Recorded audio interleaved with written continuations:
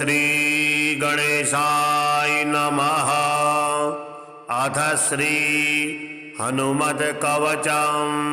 गन्धमादनशैलस्य पुण्यस्योपरि संस्थितम्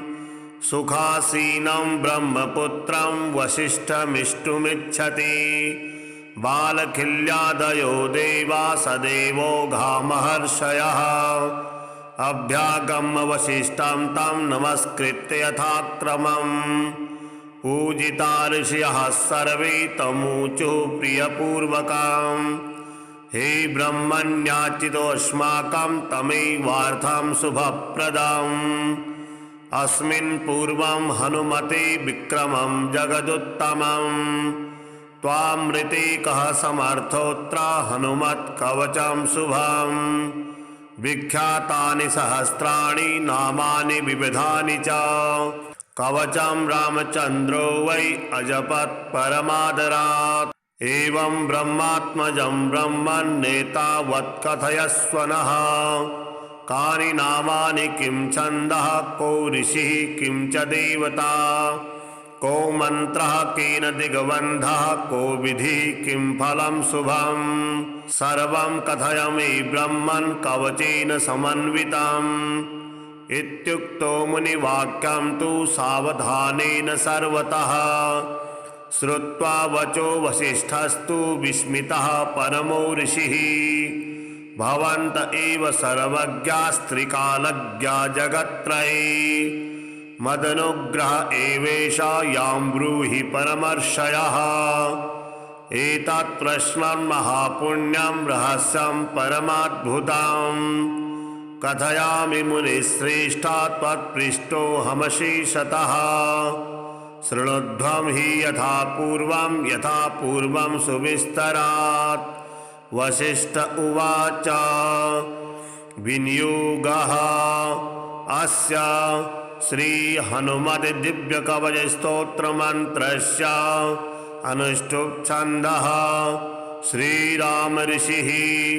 श्री हनुमान देवता। अंजनायेति शक्तिः वातात्मजेति दैवतं बीजं। श्री हनुमानिति मंत्रः मर्कटराडिति कीलकं। वज्रकायेति कवचं बलवानिति योनिः। दृष्टायुधेति अस्त्रम्। अथ ध्यानम् ध्यायेद्बालदिवाकरद्युतिनिभं देवारिदर्पापहं। देवेन्द्रप्रमुखं समस्तयशसं देदीप्यमानं रुचा। सुग्रीवादिसमस्तवानरयुतं सुव्यक्ततत्त्वप्रियं। संरक्तारुणलोचनं पवनजं पीताम्बरालङ्कृतम्। अथ कवचम् प्राच्यां वज्रतनुः पातु आग्नेयामग्निनाज्जितः। याम्यां पात्वाञ्जनीपुत्रो शोकघ्नः पिङ्गलेक्षणः। नैऋत्यां पातु दैत्यघ्नो वारुण्यामब्धिलङ्घनः। वायव्यां वायुजः पातु प्रयत्नेनोत्तराद्दिशः। पातु लक्ष्मणशोकघ्नो गमनः सर्वदा महान्। ईशान्यामीशं पातु यत्नेन नान्यथा। ऊर्ध्वमूर्धात्मनः पातु अधः पातालसाधकः। अथ मन्त्रः ॐ श्री हनुमते महापराक्रमाय सर्वकार्याणि इमानि मम साधय। ह्रूं ह्रूं फट् स्वाहा। त्रिशिरोघ्नः शिरः पातु भालं भालेक्षणः प्रभुः। कर्णोपातिपकर्णस्यास्तथा शिण्यक्षसंहरः। हनुमान् मे हनुपातु नासिकाङ्घ्रमनासिजीत्। चतुर्वक्त्रहरो वक्त्रं पातु दन्तानि सर्वदा।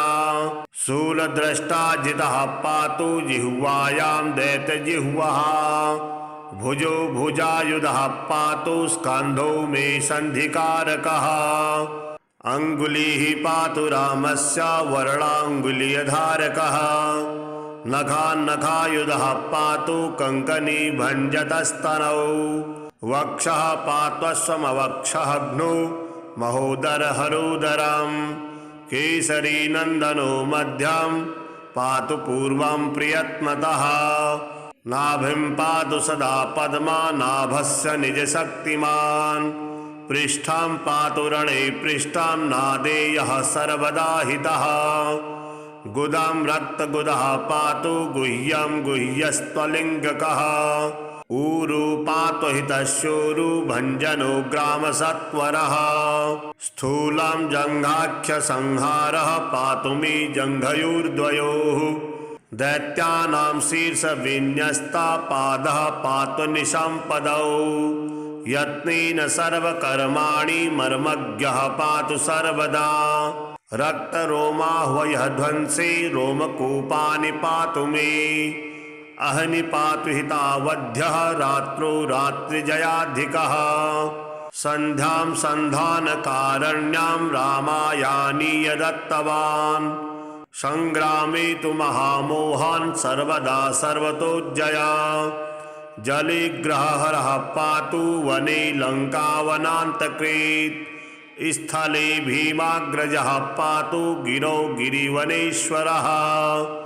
संग्रामे बलवान् पातु अग्नौ लङ्काविदाहकः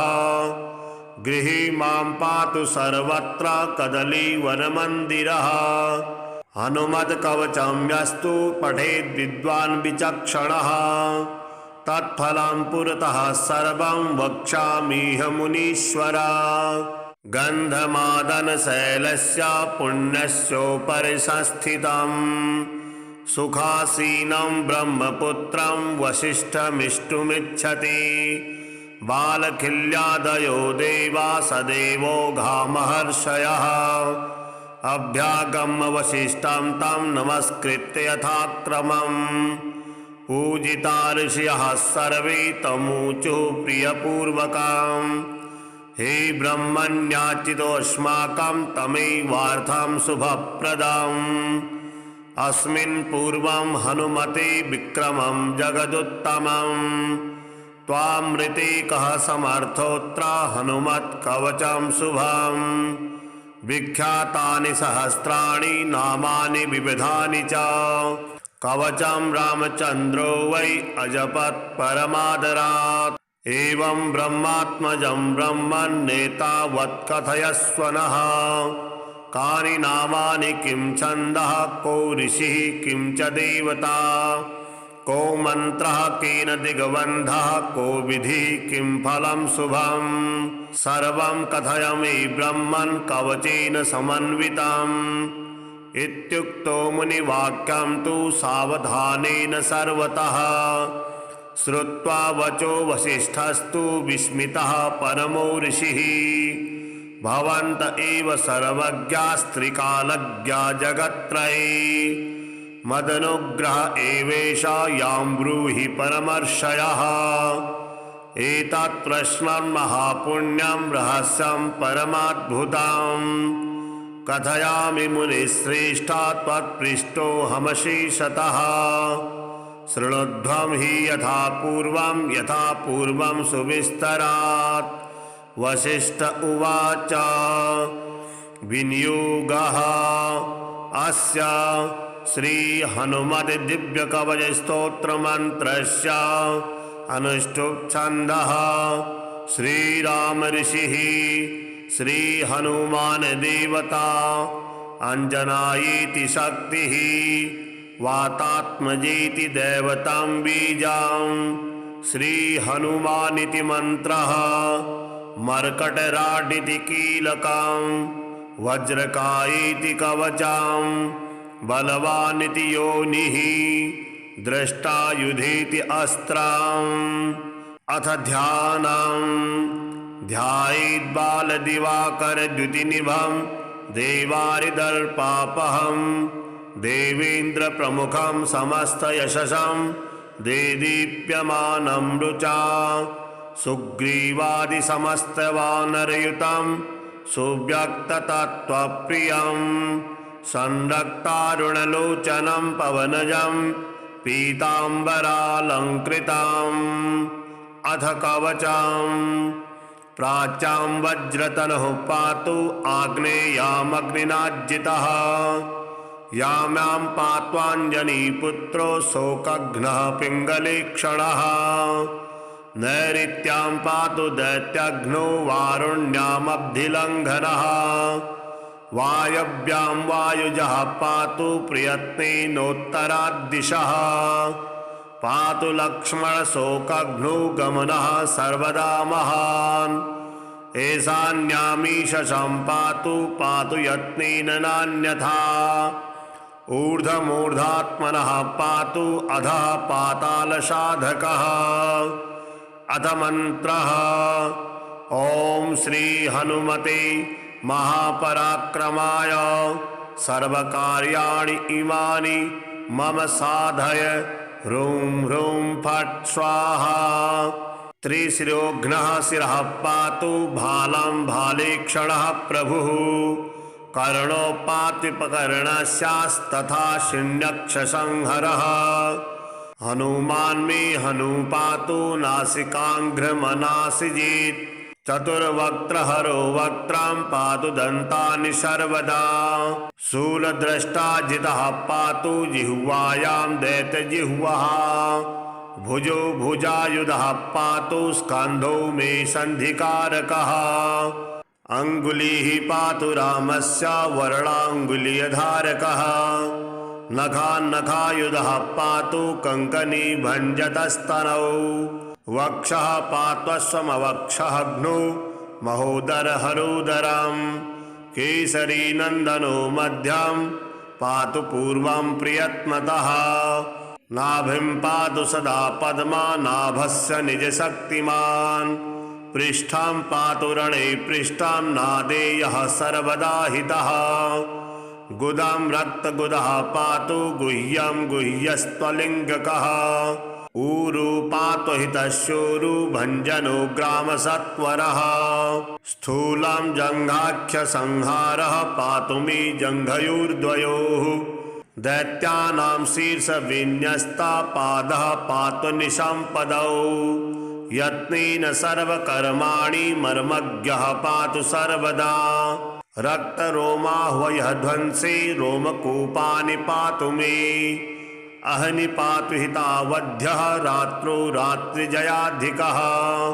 सन्ध्यां सन्धानकारण्यां रामायानीय दत्तवान् संग्रामे तु महामोहान् सर्वदा सर्वतोज्जया जलिग्रहहरः पातु वने लङ्कावनान्तकृत् स्थले भीमाग्रजः पातु गिरौ गिरिवनेश्वरः संग्रामे बलवान् पातु अग्नौ लङ्काविदाहकः गृहे मां पातु सर्वत्र कदलीवनमन्दिरः हनुमत्कवचं यस्तु पठेद् विद्वान् विचक्षणः तत्फलं पुरतः सर्वं वक्ष्यामीह मुनीश्वर गन्धमादनशैलस्य पुण्यस्योपरि संस्थितम् सुखासीनं ब्रह्मपुत्रं वसिष्ठमिष्टुमिच्छति बालखिल्यादयो देवा सदेवो घामहर्षयः अभ्यागम्य वसिष्ठं तं नमस्कृत्य यथाक्रमम् पूजिता ऋषयः सर्वे तमूचुः प्रियपूर्वकम् हे ब्रह्मण्याचितोऽस्माकं तमेवार्थं शुभप्रदम् अस्मिन् पूर्वं हनुमते विक्रमं जगदुत्तमम् त्वामृते कः समर्थोऽत्र हनुमत्कवचं शुभम् विख्यातानि सहस्राणि नामानि विविधानि च कवचं रामचन्द्रो वै अजपत् परमादरात् एवं ब्रह्मात्मजं ब्रह्मन्नेतावत् कथयस्व नः कानि नामानि किं छन्दः को ऋषिः किं च देवता को मन्त्रः केन दिग्बन्धः को विधिः किं फलं शुभम् सर्वं कथय मे ब्रह्मन् कवचेन समन्वितम् इत्युक्तो मुनिवाक्यं तु सावधानेन सर्वतः श्रुत्वा वचो वसिष्ठस्तु विस्मितः परमो ऋषिः। भवन्त एव सर्वज्ञास्त्रिकालज्ञा जगत्त्रये मदनुग्रह एवेषा यां ब्रूहि परमर्षयः। एतत् प्रश्नं महापुण्यं रहस्यं परमाद्भुतं कथयामि मुनिश्रेष्ठा त्वत्पृष्टोऽहमशेषतः। शृणुध्वं हि यथा पूर्वं सुविस्तरात्। वसिष्ठ उवाच विनियोगः अस्य श्रीहनुमद् दिव्यकवचस्तोत्रमन्त्रस्य अनुष्टुप् छन्दः। श्रीराम ऋषिः श्रीहनुमान् देवता अंजनायेति शक्तिः वातात्मजेति दैवतं बीजं श्रीहनुमानिति मन्त्रः मर्कटराडिति कीलकं वज्रकायेति कवचं बलवानिति योनिः द्रष्टायुधेति अस्त्रम्। अथ ध्यानं ध्यायेद्बालदिवाकरद्युतिनिभं देवारिदर्पापहं देवेन्द्रप्रमुखं समस्तयशसं देदीप्यमानं रुचा सुग्रीवादिसमस्तवानरयुतं सुव्यक्ततत्त्वप्रियं संरक्तारुणलोचनं पवनजं पीताम्बरालङ्कृतम्। अथ कवचं प्राच्यां वज्रतनुः पातु आग्नेयामग्निनाज्जितः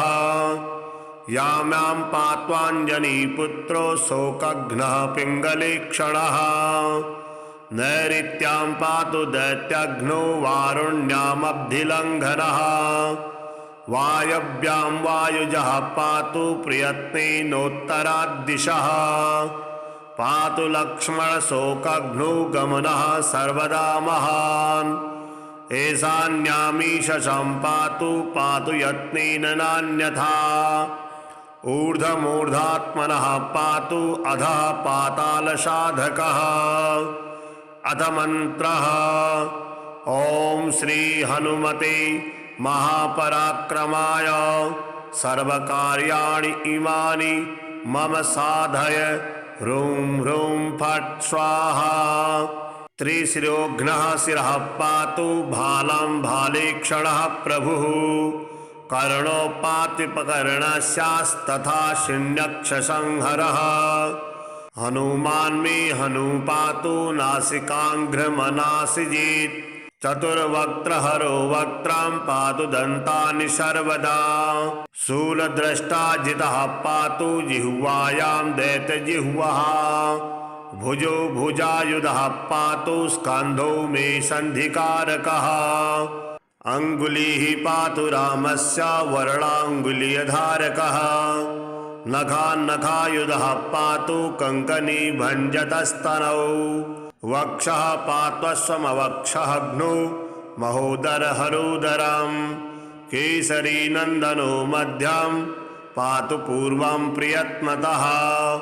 नाभिं पातु सदा पद्मा नाभस्य निजशक्तिमान् पृष्ठं पातु रणे पृष्ठं नादेयः सर्वदा हितः गुदं रक्तगुदः पातु गुह्यं गुह्यस्त्वलिङ्गकः ऊरु पातु हितशूरु भञ्जनो ग्रामसत्वरः स्थूलं जङ्घाख्यसंहारः पातु मे जङ्घयोर्द्वयोः दैत्यानां शीर्षविन्यस्ता पादः पातु निशम्पदौ यत्नेन सर्वकर्माणि मर्मज्ञः पातु सर्वदा रक्तरोमाह्वयः ध्वंसे रोमकूपानि पातु मे अहनि पातु हितावध्यः रात्रौ रात्रिजयाधिकः सन्ध्यां सन्धानकारण्यां रामायानीय दत्तवान् संग्रामे तु महामोहान् सर्वदा सर्वतोज्जया जलेग्रहहरः पातु वने लङ्कावनान्तकृत् स्थले भीमाग्रजः पातु गिरौ गिरिवनेश्वरः संग्रामे बलवान् पातु अग्नौ लङ्काविदाहकः गृहे मां पातु सर्वत्र कदलीवनमन्दिरः हनुमत्कवचं यस्तु पठेद् विद्वान् विचक्षणः तत्फलं पुरतः सर्वं वक्ष्यामिह मुनीश्वर गन्धमादनशैलस्य पुण्यस्योपरि संस्थितम् सुखासीनं ब्रह्मपुत्रं वसिष्ठमिष्टुमिच्छति बालखिल्यादयो देवा सदेवो घामहर्षयः अभ्यागम्य वसिष्ठं तं नमस्कृत्य यथाक्रमम् पूजिता ऋषयः सर्वे तमूचुः प्रियपूर्वकम् हे ब्रह्मण्याचितोऽस्माकं तमेवार्थं शुभप्रदम् अस्मिन् पूर्वं हनुमते विक्रमं जगदुत्तमम् त्वामृते कः समर्थोऽत्र हनुमत्कवचं शुभम् विख्यातानि सहस्राणि नामानि विविधानि च कवचं रामचन्द्रो वै अजपत् परमादरात् एवं ब्रह्मात्मजं ब्रह्मन्नेतावत् कथयस्व नः कानि नामानि किं छन्दः को ऋषिः किं च देवता को मन्त्रः केन दिग्बन्धः को विधिः किं फलं शुभम् सर्वं कथयामि ब्रह्मन् कवचेन समन्वितम् इत्युक्तो मुनिवाक्यं तु सावधानेन सर्वतः श्रुत्वा वचो वसिष्ठस्तु विस्मितः परमो ऋषिः भवन्त एव सर्वज्ञास्त्रिकालज्ञा जगत्त्रये मदनुग्रह एवेषा यां ब्रूहि परमर्षयः एतत् प्रश्नं महापुण्यं रहस्यं परमाद्भुतम् कथयामि मुनिश्रेष्ठा त्वत्पृष्टोऽहमशेषतः शृणुध्वं हि यथा पूर्वं सुविस्तरात् वसिष्ठ उवाच विनियोगः अस्य श्री हनुमत् दिव्यकवचस्तोत्रमन्त्रस्य अनुष्टुप् छन्दः श्रीराम ऋषिः श्री हनुमान देवता अंजनायेति शक्तिः वातात्मजेति दैवतं बीजं श्री हनुमानिति मंत्रः मर्कटराडिति कीलकं वज्रकायेति कवचं बलवानिति योनिः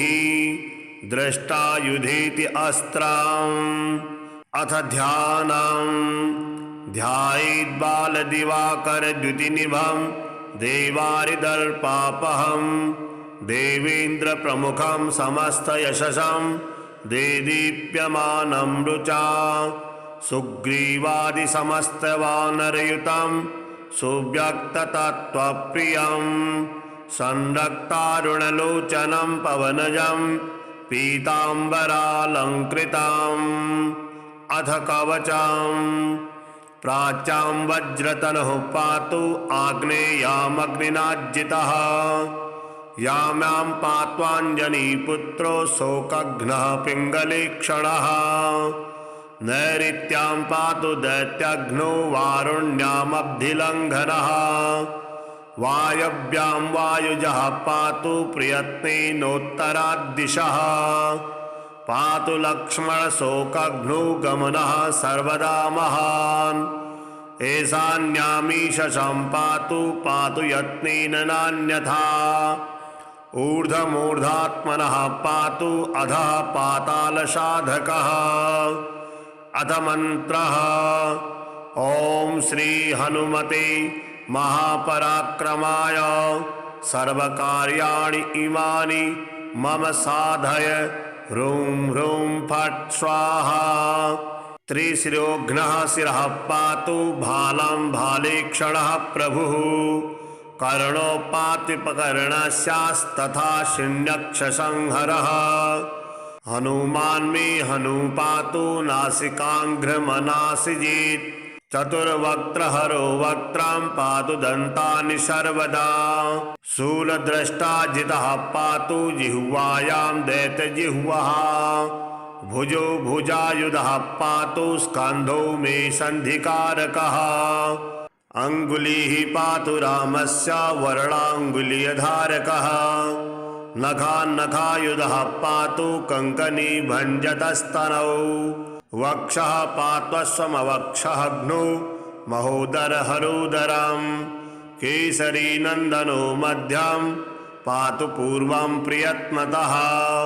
नाभिं पातु सदा पद्मा नाभस्य निजशक्तिमान् पृष्ठं पातु रणे पृष्ठं नादेयः सर्वदा हितः गुदं रक्तगुदः पातु गुह्यं गुह्यस्त्वलिङ्गकः ऊरु पातु हितशूरु भञ्जनो ग्रामसत्वरः स्थूलं जङ्घाख्यसंहारः पातु मे जङ्घयोर्द्वयोः दैत्यानां शीर्षविन्यस्ता पादः पातु निशम्पदौ यत्नेन सर्वकर्माणि मर्मज्ञः पातु सर्वदा रक्तरोमाह्वयः ध्वंसे रोमकूपानि पातु मे अहनि पातु हितावध्यः रात्रौ रात्रिजयाधिकः सन्ध्यां सन्धानकारण्यां रामायानीय दत्तवान् संग्रामे तु महामोहान् सर्वदा सर्वतोज्जया जलिग्रहहरः पातु वने लङ्कावनान्तकृत् स्थले भीमाग्रजः पातु गिरौ गिरिवनेश्वरः संग्रामे बलवान् पातु अग्नौ लङ्काविदाहकः गृहे मां पातु सर्वत्र कदलीवनमन्दिरः हनुमत्कवचं यस्तु पठेद् विद्वान् विचक्षणः तत्फलं पुरतः सर्वं वक्ष्यामीह मुनीश्वर गन्धमादनशैलस्य पुण्यस्योपरि संस्थितं सुखासीनं ब्रह्मपुत्रं वसिष्ठमिष्टुमिच्छति बालखिल्यादयो देवा सदेवो घामहर्षयः अभ्यागम्य वसिष्ठं तं नमस्कृत्य यथाक्रमम् पूजिता ऋषयः सर्वे तमूचुः प्रियपूर्वकम् हे ब्रह्मण्याचितोऽस्माकं तमेवार्थं शुभप्रदम् अस्मिन् पूर्वं हनुमते विक्रमं जगदुत्तमम् त्वामृते कः समर्थोऽत्र हनुमत्कवचं शुभम् विख्यातानि सहस्राणि नामानि विविधानि च कवचं रामचन्द्रो वै अजपत् परमादरात् एवं ब्रह्मात्मजं ब्रह्मन्नेतावत् कथयस्व नः कानि नामानि किं छन्दः को ऋषिः किं च देवता को मन्त्रः केन दिग्बन्धः को विधिः किं फलं शुभम् सर्वं कथय मे ब्रह्मन् कवचेन समन्वितम् इत्युक्तो मुनिवाक्यं तु सावधानेन सर्वतः श्रुत्वा वचो वसिष्ठस्तु विस्मितः परमो ऋषिः भवन्त एव सर्वज्ञास्त्रिकालज्ञा जगत्त्रये मदनुग्रह एवेष यां ब्रूहि परमर्षयः एतत् प्रश्नं महापुण्यं रहस्यं परमाद्भुतम् कथयामि मुनिश्रेष्ठा त्वत्पृष्टोऽहमशेषतः शृणुध्वं हि यथा पूर्वं सुविस्तरात् वसिष्ठ उवाच विनियोगः अस्य श्री हनुमत् दिव्यकवचस्तोत्रमन्त्रस्य अनुष्टुप् छन्दः श्रीराम ऋषिः श्री हनुमान देवता अंजनायेति शक्तिः वातात्मजेति दैवतं बीजं श्री हनुमानिति मंत्रः मर्कटराडिति कीलकं वज्रकायेति कवचं बलवानिति योनिः द्रष्टायुधेति अस्त्रम् अथ ध्यानम् ध्यायेद् बालदिवाकर द्युतिनिभं देवारिदर्पापहं देवेन्द्रप्रमुखं समस्तयशसं देदीप्यमानं रुचा सुग्रीवादिसमस्तवानरयुतं सुव्यक्ततत्त्वप्रियं संरक्तारुणलोचनं पवनजं पीताम्बरालङ्कृतम् अथ कवचं प्राच्यां वज्रतनुः पातु आग्नेयामग्निनाज्जितः याम्यां पात्वाञ्जनीपुत्रो शोकघ्नः पिङ्गलीक्षणः नैऋत्यां पातु दैत्यघ्नो वारुण्यामब्धिलङ्घनः वायव्यां वायुजः पातु प्रयत्नेनोत्तराद्दिशः पातु लक्ष्मणशोकघ्नो गमनः सर्वदा महान् ईशान्यामीशं पातु पातु यत्नेन नान्यथा ऊर्ध्वमूर्धात्मनः पातु अधः पातालसाधकः अथ मन्त्रः ॐ श्री हनुमते महापराक्रमाय सर्वकार्याणि इमानि मम साधय ह्रूं ह्रूं फट् स्वाहा त्रिशिरोघ्नः शिरः पातु भालं भालेक्षणः प्रभुः कर्णोपात्युपकर्णस्यास्तथा शिण्यक्षसंहरः हनुमान् मे हनुपातु नासिकाङ्घ्रमनासिजीत् चतुर्वक्त्रहरो वक्त्रां पातु दन्तानि सर्वदा शूलद्रष्टा जितः पातु जिह्वायां दैत्यजिह्वः भुजो भुजायुधः पातु स्कन्धो मे सन्धिकारकः अङ्गुलिः पातु रामस्य वरणाङ्गुलीयधारकः नखान्नखायुधः पातु कङ्कणी भञ्जतस्तनौ वक्षः पात्वस्वमवक्षःघ्नो महोदरहरोदरं केसरी नन्दनो मध्यं पातु पूर्वं प्रियत्मतः नाभिं पातु सदा पद्मा नाभस्य निजशक्तिमान् पृष्ठं पातु रणे पृष्ठं नादेयः सर्वदा हितः गुदं रक्तगुदः पातु गुह्यं गुह्यस्त्वलिङ्गकः ऊरु पातु हितशूरु भञ्जनो ग्रामसत्वरः स्थूलं जङ्घाख्यसंहारः पातु मे जङ्घयोर्द्वयोः दैत्यानां शीर्षविन्यस्ता पादः पातु निशम्पदौ यत्नेन सर्वकर्माणि मर्मज्ञः पातु सर्वदा रक्तरोमाह्वयः ध्वंसे रोमकूपानि पातु मे अहनि पातु हितावध्यः रात्रौ रात्रिजयाधिकः सन्ध्यां सन्धानकारण्यां रामायानीय दत्तवान् संग्रामे तु महामोहान् सर्वदा सर्वतोज्जया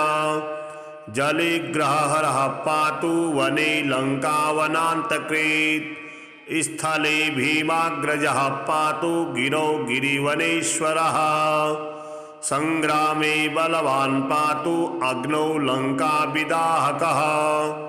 गृहे मां पातु सर्वत्र कदलीवनमन्दिरः हनुमत्कवचं यस्तु पठेद् विद्वान् विचक्षणः तत्फलं पुरतः सर्वं वक्ष्यामीह मुनीश्वर गन्धमादनशैलस्य पुण्यस्योपरि संस्थितम् सुखासीनं ब्रह्मपुत्रं वसिष्ठमिष्टुमिच्छति बालखिल्यादयो देवा सदेवो घामहर्षयः अभ्यागम्य वसिष्ठं तं नमस्कृत्य यथाक्रमम्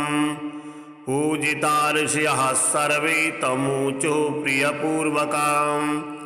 हे ब्रह्मण्याचितोऽस्माकं तमैवार्थं शुभप्रदम्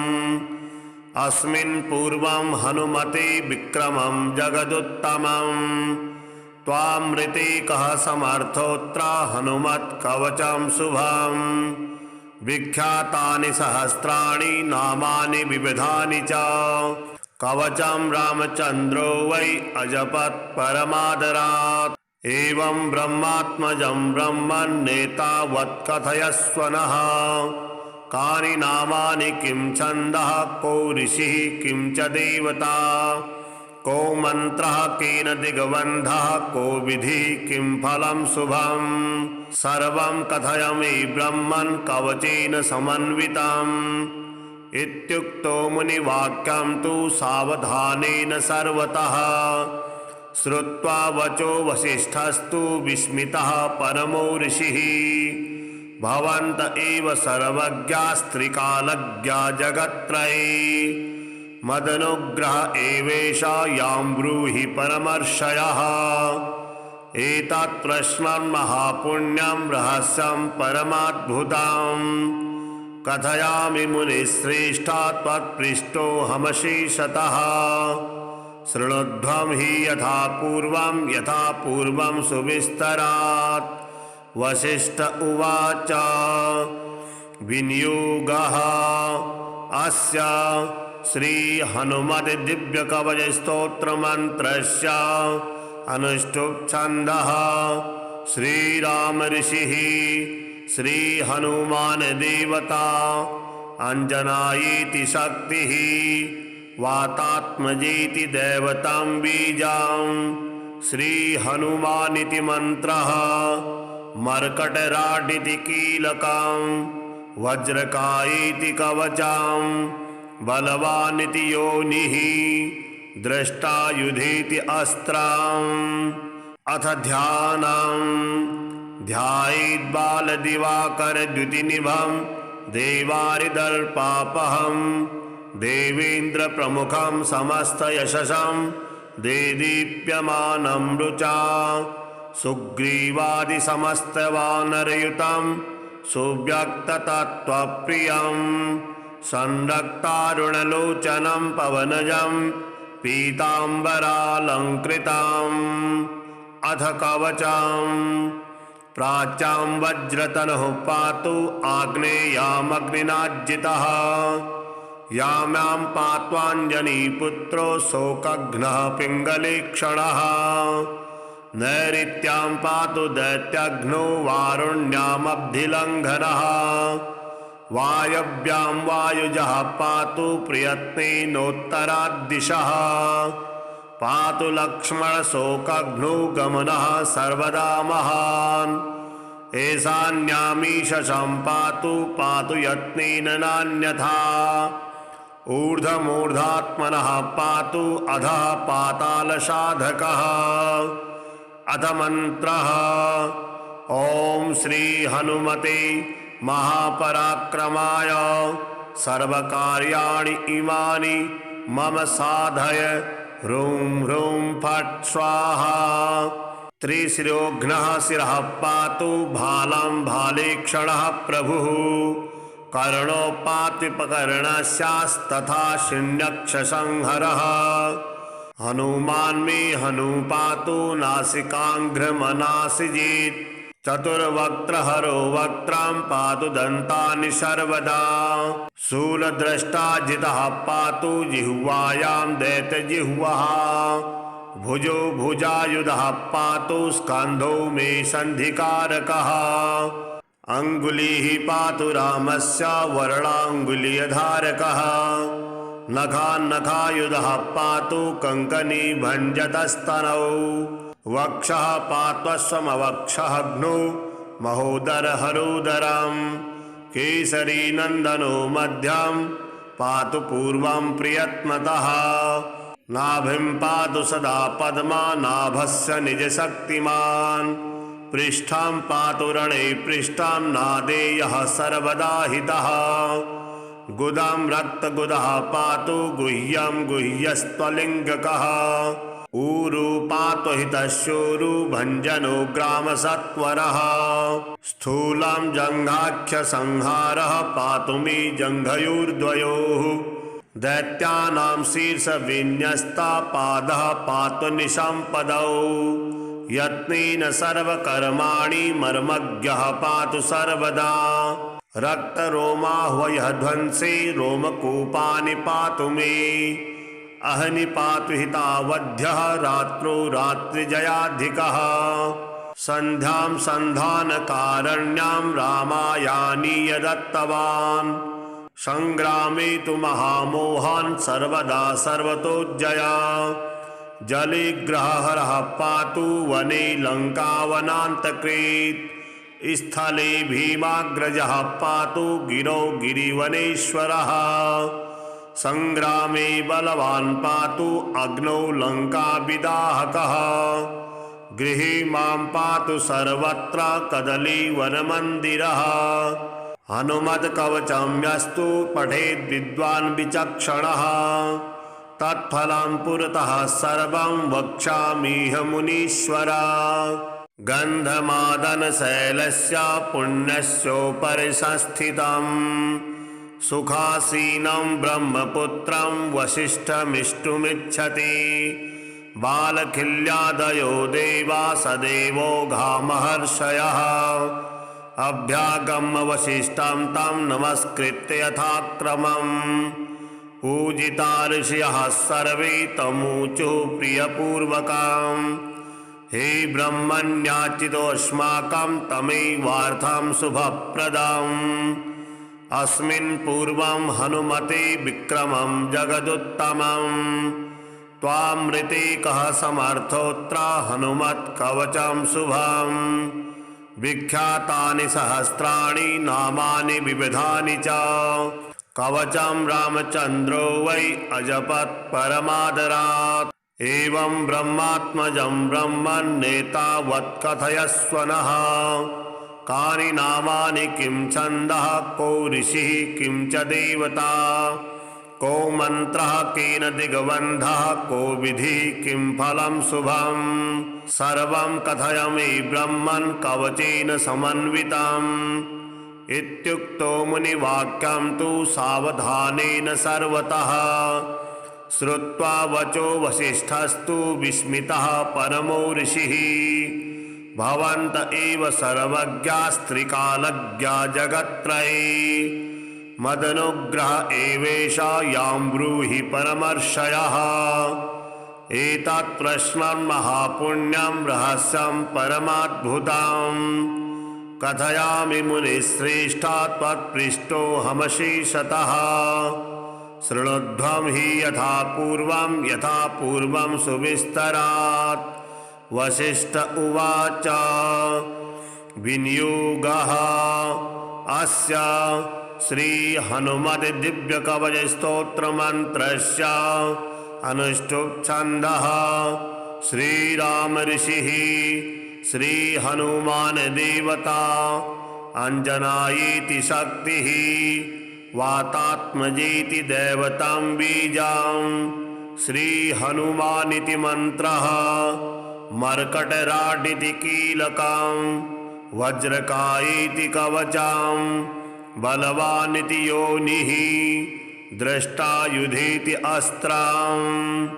अथ ध्यानम् ध्यायेद्बालदिवाकरद्युतिनिभं देवारिदर्पापहम् देवेन्द्रप्रमुखं समस्तयशसं देदीप्यमानं रुचा सुग्रीवादिसमस्तवानरयुतं सुव्यक्ततत्त्वप्रियं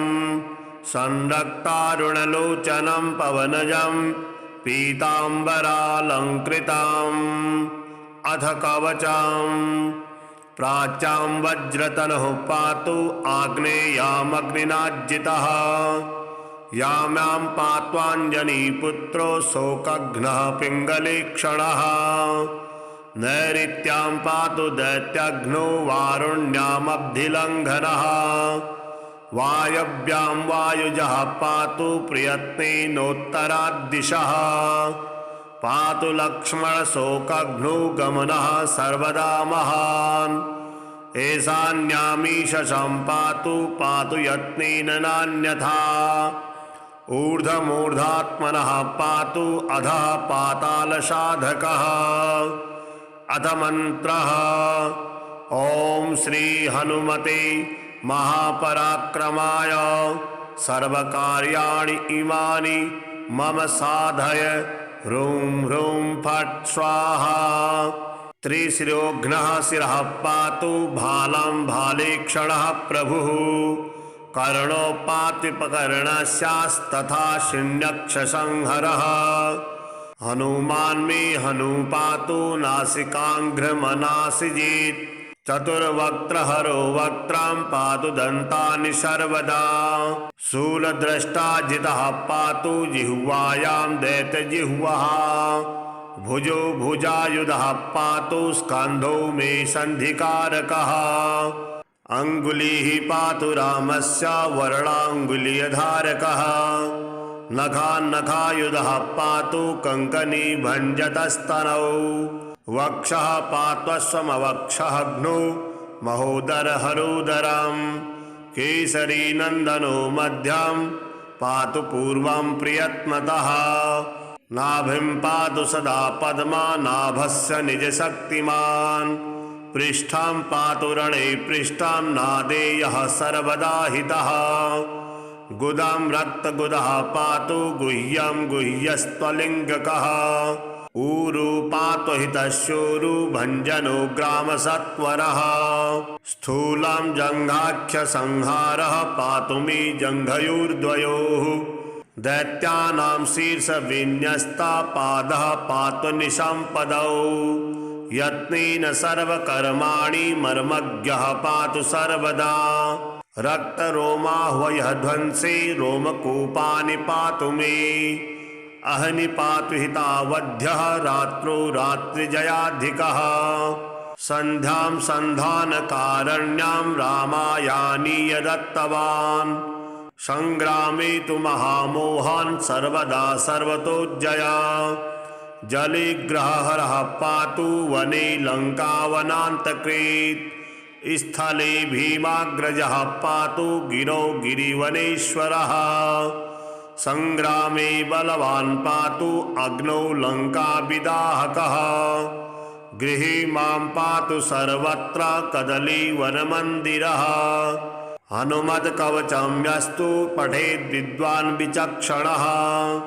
तत्फलं पुरतः सर्वं वक्ष्यामीह मुनीश्वर गन्धमादनशैलस्य पुण्यस्योपरि संस्थितम् सुखासीनं ब्रह्मपुत्रं वसिष्ठमिष्टुमिच्छति बालखिल्यादयो देवा सदेवोघामहर्षयः अभ्यागम्य वसिष्ठं तं नमस्कृत्य यथाक्रमम् पूजिता ऋषयः सर्वे तमूचुः प्रियपूर्वकम् हे ब्रह्मण्याचितोऽस्माकं तमेवार्थं शुभप्रदम् अस्मिन् पूर्वं हनुमते विक्रमं जगदुत्तमम् त्वामृते कः समर्थोऽत्र हनुमत्कवचं शुभम् विख्यातानि सहस्राणि नामानि विविधानि च कवचं रामचन्द्रो वै अजपत् परमादरात् एवं ब्रह्मात्मजं ब्रह्मन्नेतावत् कथयस्व नः कानि नामानि किं छन्दः को ऋषिः किं च देवता को मन्त्रः केन दिग्बन्धः को विधिः किं फलं शुभम् सर्वं कथय मे ब्रह्मन् कवचेन समन्वितम् इत्युक्तो मुनिवाक्यं तु सावधानेन सर्वतः श्रुत्वा वचो वसिष्ठस्तु विस्मितः परमो ऋषिः भवन्त एव सर्वज्ञास्त्रिकालज्ञा जगत्त्रये मदनुग्रह एवेषा यां ब्रूहि परमर्षयः एतत् प्रश्नं महापुण्यं रहस्यं परमाद्भुतम् कथयामि मुनिश्रेष्ठा त्वत्पृष्टोऽहमशेषतः शृणुध्वं हि यथा पूर्वं सुविस्तरात् वसिष्ठ उवाच विनियोगः अस्य श्री हनुमत् दिव्यकवच स्तोत्रमन्त्रस्य अनुष्टुप् छन्दः श्रीराम ऋषिः श्री हनुमान देवता अंजनायेति शक्तिः वातात्मजेति दैवतं बीजं श्री हनुमानिति मंत्रः मर्कटराडिति कीलकं वज्रकायेति कवचं बलवानिति योनिः दृष्टायुधेति अस्त्रम् अथ ध्यानं ध्यायेद्बालदिवाकरद्युतिनिभं देवारिदर्पापहं देवेन्द्रप्रमुखं समस्तयशसं देदीप्यमानं रुचा सुग्रीवादिसमस्तवानरयुतं सुव्यक्ततत्त्वप्रियं संरक्तारुणलोचनं पवनजं पीताम्बरालङ्कृतम् अथ कवचं प्राच्यां वज्रतनुः पातु आग्नेयामग्निनाज्जितः याम्यां पात्वाञ्जनीपुत्रो शोकघ्नः पिङ्गलेक्षणः